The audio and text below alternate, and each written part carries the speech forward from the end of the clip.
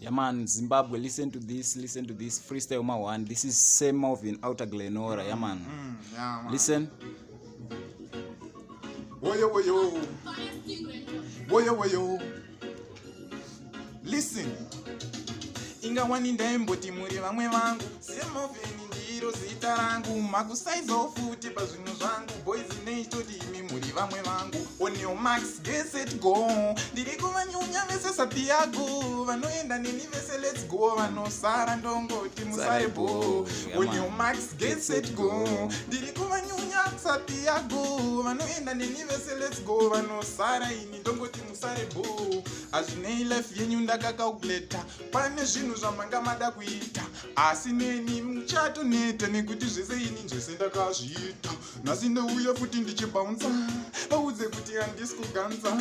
Vaudze panoimba Mwari variko kuti inini zvese vachindifenza. On your marks, get set, go. Ndiri kuvanyunya sapiago. Vanoenda neni vese let's go. Vanosara ini ndongoti musarebo. On your marks, get set, go. Atinangoya kutambisa.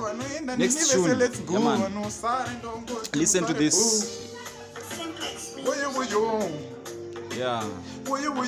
We have no time to waste. No time to waste. Take it. Yeah, man. Nekuti ndati uchichagadziro ndisimplex ndauya paridhimu wopo matrix.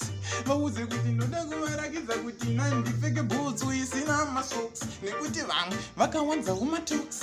Vaudze kuti ndanga nditori zifox. Zvisinei ndauya nhasi ndakachaja. Ndangoti upenyu haufanani. Nhasi namangwana zvinenge zvasiyana. Mugoma wangu ndoda kuti mugoona pani pandinotadza nepamwe pandogona. Ndati upenyu haufanani. Zvakasiyana futi zvatinomona. Taonana futi tomoresana. Tisazoita kaunu kekudadirana. Ichi ndecheku Simplex.